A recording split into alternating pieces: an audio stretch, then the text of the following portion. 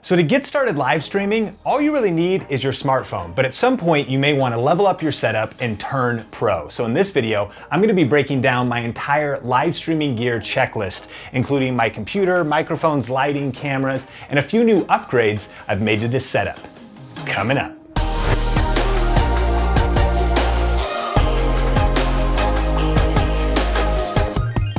Hey, what's up? Sean here with Think Media, bringing you the best tips and tools for building your influence with online video. And on this channel, we do a lot of strategy videos to help you build your influence with social media and YouTube, and also tech gear reviews just like this one. So if you're new here, consider subscribing. One of the questions that I get the most is, Sean, what are you live streaming with? Because the quality is so crispy and clear. And while I've covered my setup in the past, I've made a few changes and some upgrades and learned a few new tips. So let's dive into my full live streaming checklist. And number one, of course, is the PC. And I'm not gonna go into details, but this is a 4K video editing PC. I did a full video on it, so I'll link that up on the YouTube card. And so I use the PC for Adobe Premiere editing and all of my work and various things, but it's important because it has enough power to handle a capture card. And so what I actually have inside of the PC is a Blackmagic Intensity 4K capture card, and that allows me to plug in an HDMI input, and therefore I can use any camera that I want. So foundationally, you need either a laptop or a PC to get started. And then number two, that brings us to the camera. Now, my exact camera is a Panasonic GH5 with a 12-35 2.8 lens. And so that's why the quality is so crispy. But to be fair, the camera is definitely overkill. And we use it for other things as well. It shoots slow motion, 4K 60, and a lot of other cool things. But then it can just live behind my monitor on my desk here on a ReadyCam tabletop tripod. So the camera's sitting up there, and then I've got an HDMI cable that runs and plugs into the Blackmagic Intensity Pro card in the back of my PC. And a little tip here is I use a little L bracket HDMI piece so that it actually pulls the HDMI cable away from the selfie screen on the camera, so I can have a little bit of monitoring there. But of course I can also monitor in my software. Now, when we talk about the price of all this gear, it's pretty crazy. I mean, the camera and the lens runs around $3,000 when it was new. It's probably worth about $2,000 now. And then the Blackmagic card costs around $200. But as far as a solution that would be honestly quite a bit simpler, you could pick up an Elgato Cam Link. And actually, this is a cool tool that allows you to plug in a USB port, gives you an HDMI input, and then you can plug a fancier camera into it. And so I'll actually link to the website that shows which cameras work. But if you wanted a similar quality of camera without having to get all this crazy stuff, you could get something like a Sony a5100. One of the reasons why I wanted a proper kind of a DSLR mirrorless camera is I wanted a wider lens. I wanted shallower depth of field. I wanted a nice, 2.8 aperture. And so if you were to look at like a Sony a5100, that's gonna only run you maybe a couple $100 for the body, and you could get a crispy Sigma lens or something else for maybe a few $100 more. The Cam Links run for right around $100. And again, it's not gonna quite have as robust of processing power as an internal 4K card, but ultimately it's a great solution, and a lot of people love using the Cam Link.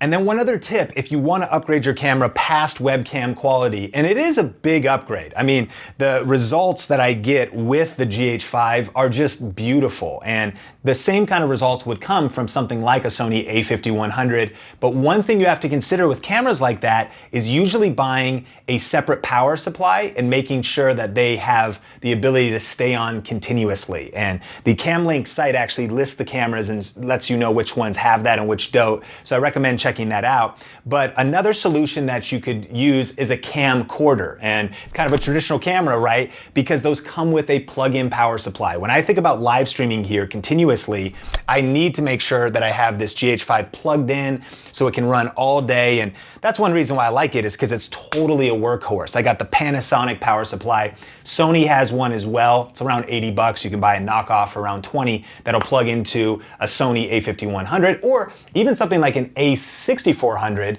which again would kind of be overkill just to put behind your computer, but then you could use it for everything else, vlogging, shooting videos. And so anyways, we'll list resources in the description below and make sure to itemize out everything on this checklist in case you have questions about any of the specific gear. So once you've got a PC or a laptop set up, and once you've got your cameras going, or multiple cameras and webcams, the next thing, of course, is audio. And for live streaming from kind of a command center like this, I highly recommend using a USB mic. And in this case, I'm using the Shure MV51. Now this has been an upgrade for me, and I get a lot of questions about this too.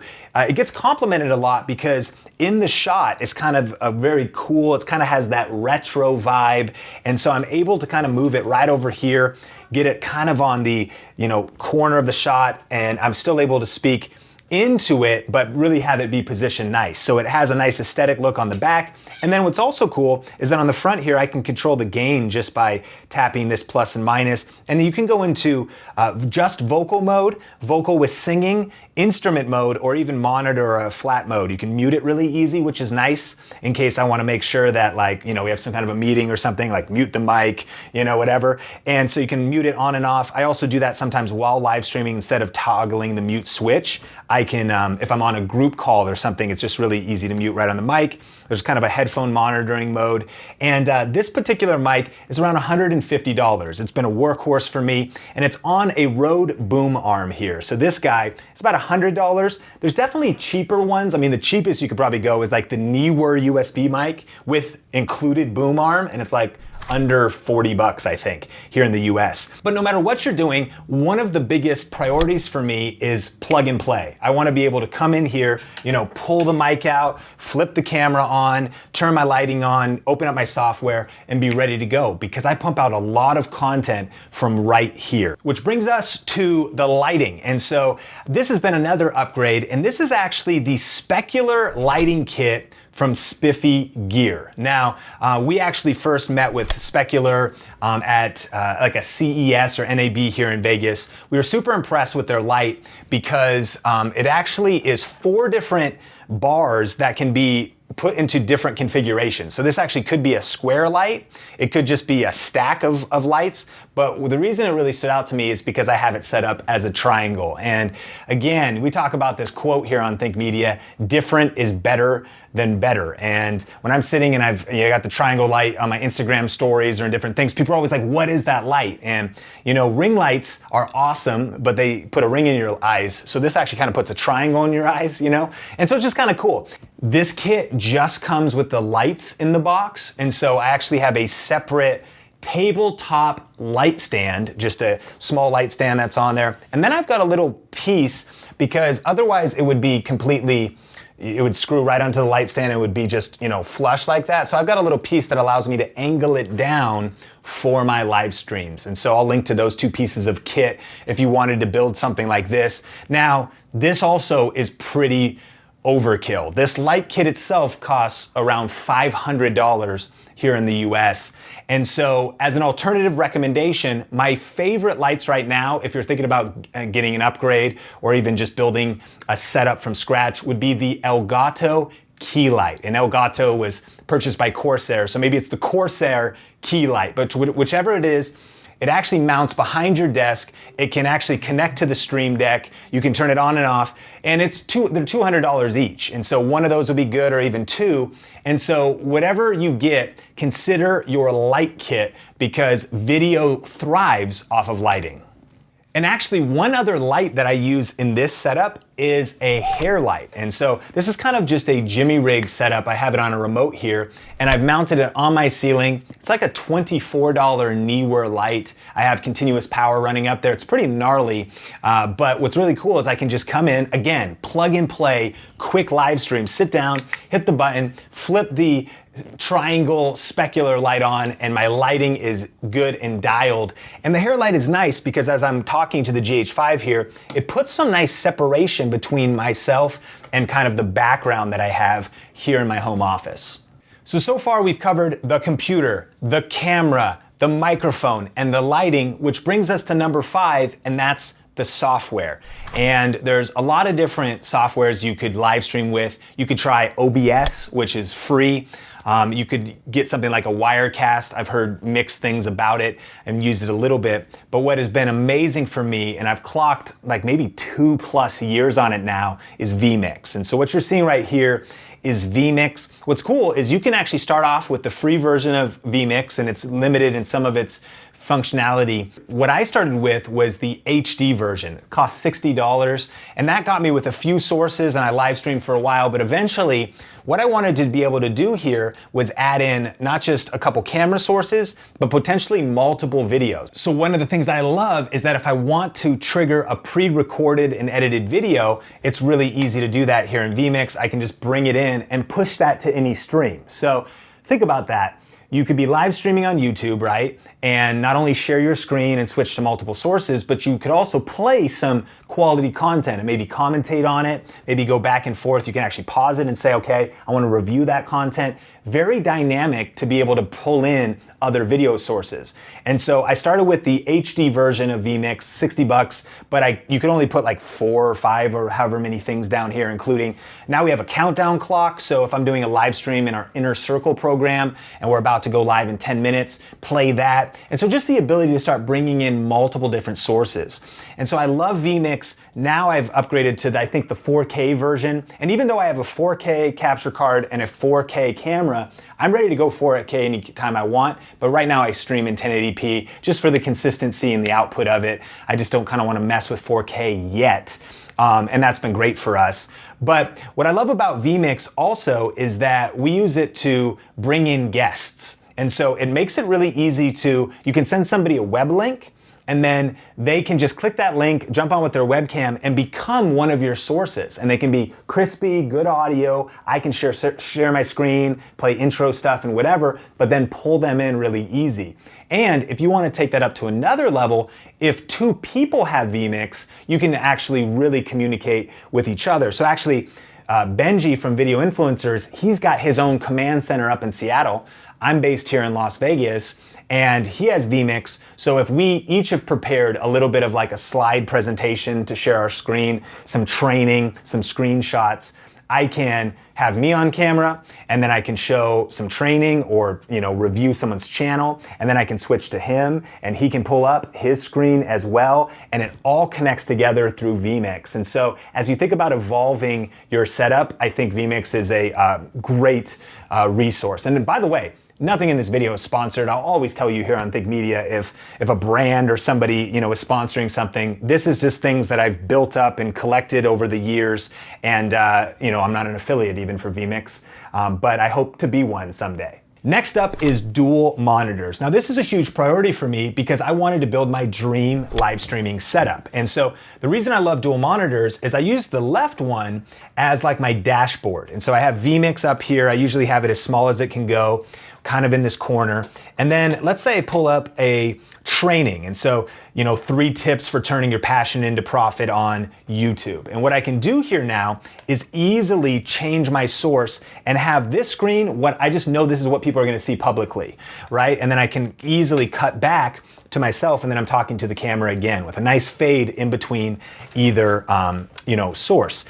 And what's also cool is if I want to screen share and potentially do a channel review or whatnot, I can easily cut to this screen and then back. And so over here, I'll have my upcoming slides, and things start to really stack up when you're live streaming. So when I think about going live on YouTube, I've got the chat over here on the left. I also sometimes will work with someone on my team and they're messaging me. So I've got like a little chat box over here, my upcoming slides. It's kind of a lot to potentially manage, but as I've been doing it over the years, it's all kind of become more natural, and these distinctions of having my dashboard here, knowing that this is what people will see on screen, and I can, click through my training and my slides as I'm, going through things really easy with my arrow keys. I've got hotkeys assigned over here when I live stream with Benji, so I can quickly cut from my screen to him or to me on 1, 2, 3. Very easy to program in vMix. And so for really setting up a pro live streaming setup, if you want to teach and potentially have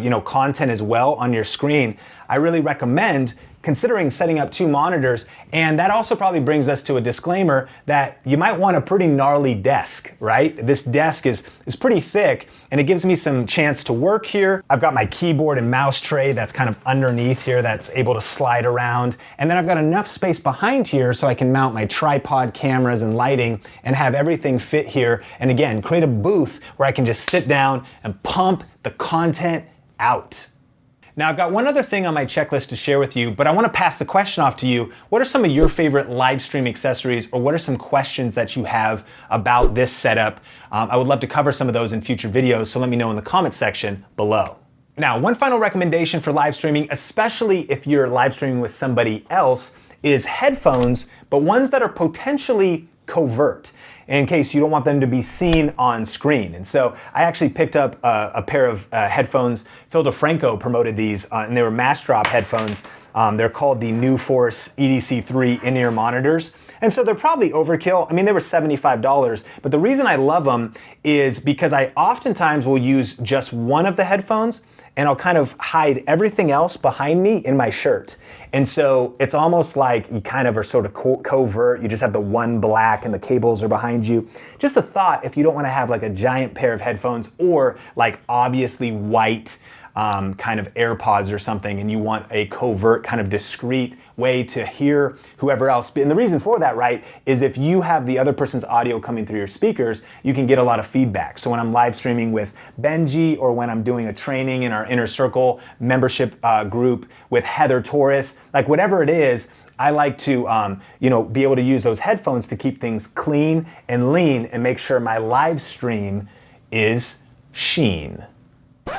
When you fail at trying to be a rapper. But hey, that was my live stream checklist. If you want to check out a summary of it, of course, I'll put it in the YouTube description below. And if you want to see some other videos in our live stream tips series, I actually talk about the 4 ways to go live on YouTube, a really strategic video about crushing it on Facebook Live. That's all on a playlist. I'll link that up on the YouTube card and post it in the YouTube description as well. I hope this video added value to your life, and I will see you in the next one. Peace.